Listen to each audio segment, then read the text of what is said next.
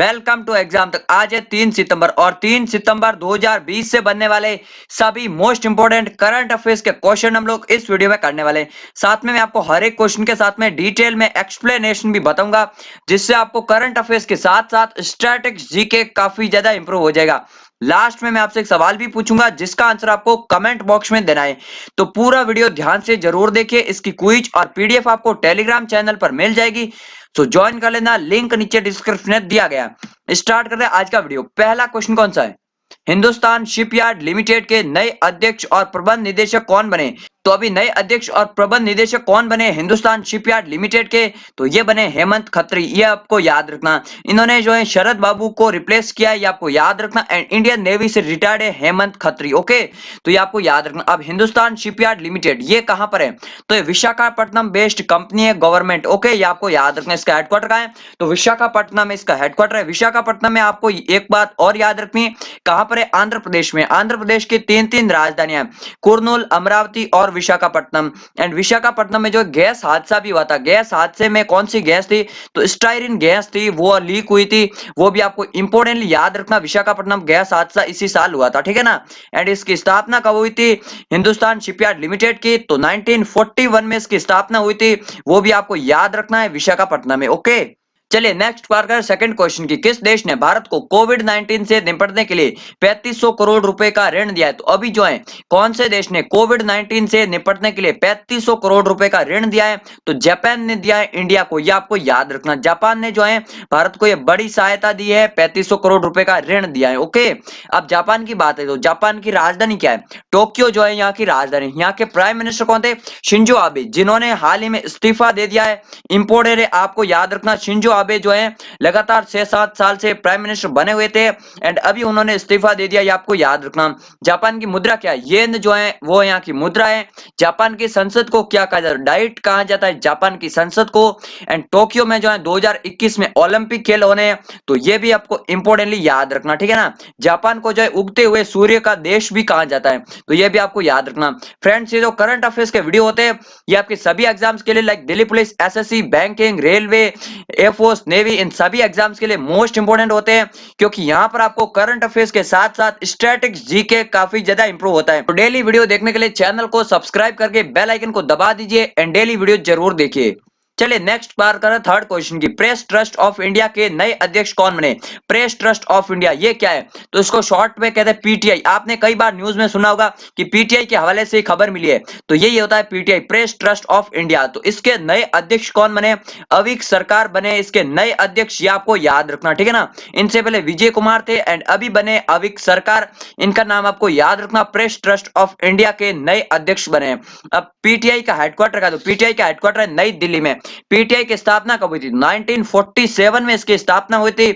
यह भी आपको याद रखना है पीटीआई के बारे में। ओके, चलिए नेक्स्ट बात करें चौथे क्वेश्चन की। हाल ही में कौन से मंत्रालय ने 1 से 15 सितंबर तक स्वच्छता पखवाड़ा मनाने का फैसला किया? तो अभी जो है उर्वरक विभाग यानी कि उर्वरक एवं रसायन मंत्रालय ने अभी जो है एक पखवाड़ा, पूरा पखवाड़ा 1 से 15 सितंबर तक जो है स्वच्छता पखवाड़े के रूप में मनाए जाने का फैसला किया है। अभी इससे रिलेटेड एक इंपॉर्टेंट क्वेश्चन याद रखना, अभी रसायन और उर्वरक मंत्री कौन है? तो सदानंद गौड़ा जो है वो है रसायन एवं उर्वरक मंत्री। तो वो आपको इंपॉर्टेंट याद रखना है, मोस्ट इंपॉर्टेंट, ठीक है ना। सभी मंत्रिमंडल आपको कैबिनेट मंत्री तो स्पेशली याद रखने ही होंगे। ओके, नेक्स्ट बार है पांचवें क्वेश्चन की। भारत की पहली महिला कार्डियोलॉजिस्ट कौन थी? तो भारत की पहली महिला कार्डियोलॉजिस्ट ये क्या था?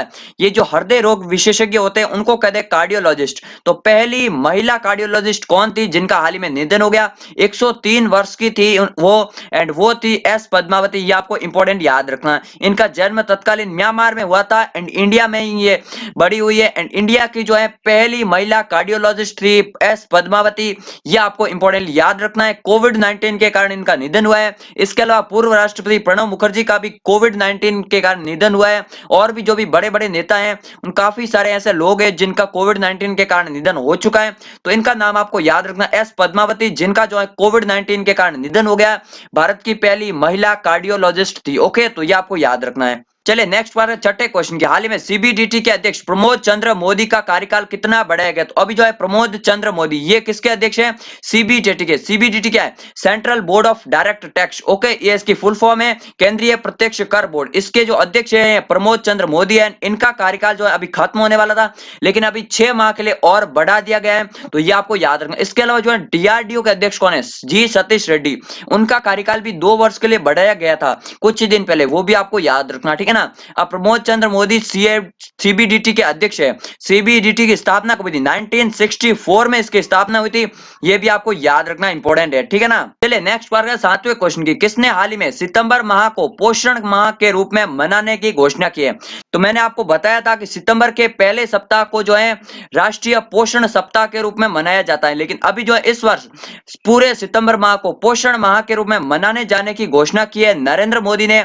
उन्होंने अपने मन की बात जो कार्यक्रम आता है उसमें इसकी घोषणा की है कि सितंबर माह को जो है पूरा पोषण माह के रूप में मनाने की घोषणा की है।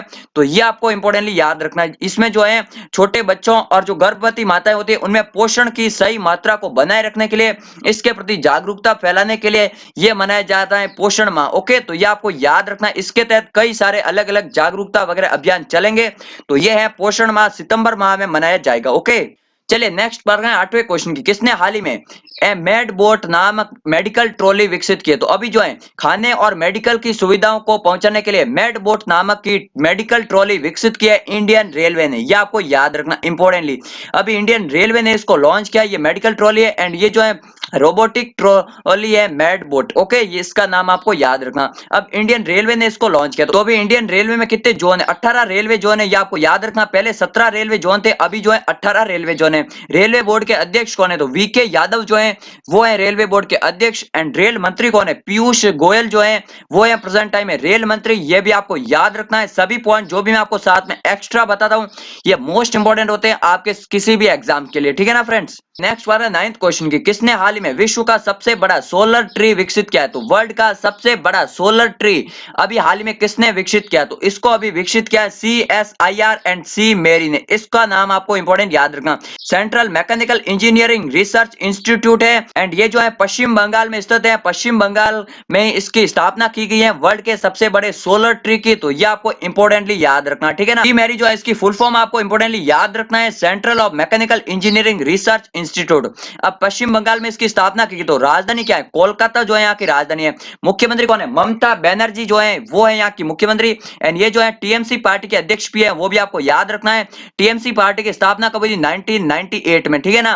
तो साथ में मैं आपको काफी सारी एक्स्ट्रा चीजें भी बताता हूँ। एंड ये जो है 1990 टीएमसी का सवाल जो है पिछले बार एग्जाम में आया था, इसलिए मैंने आपको बताया। एंड पश्चिम बंगाल के गवर्नर कौन है? तो जगदीप धनखड़ जो है वो है वेस्ट बंगाल के गवर्नर।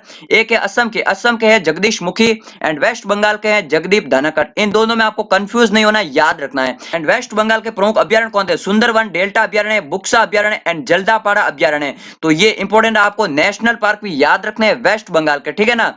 इसके अलावा एक सोलर अलायंस भी है, इंटरनेशनल सोलर अलायंस, उसका नाम भी आपको याद रखना। उसके जो है कितने मेंबर है?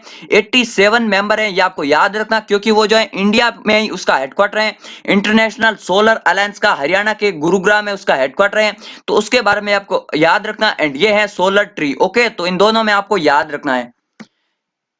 आज के लास्ट क्वेश्चन की किसने हाल ही में the big thoughts of little love नामक पुस्तक लिखी? तो अभी जो है the big thoughts of little love ये पुस्तक किसने लिखी? ये लिखी है फिल्म निदेशक और निर्माता करण जौहर ने। ये आपको याद रखना, उनके 2 जुड़वा बच्चे हैं, उन्हीं पर जो है उन्हीं के आधारित पर यह पुस्तक लिखी गई है। उन्हीं के आधार पर यह पुस्तक लिखी गई है the big thoughts of little love. तो ये आपको इंपॉर्टेंटली याद रखना है, इनका नाम करण जौहर का। ओके, चलिए अब मैं आपको कल के सवाल का आंसर देता हूँ। आज का क्वेश्चन पूछता हूँ। कल मैंने आपको क्वेश्चन पूछा था T20 क्रिकेट में 500 विकेट लेने वाले पहले गेंदबाज कौन बने?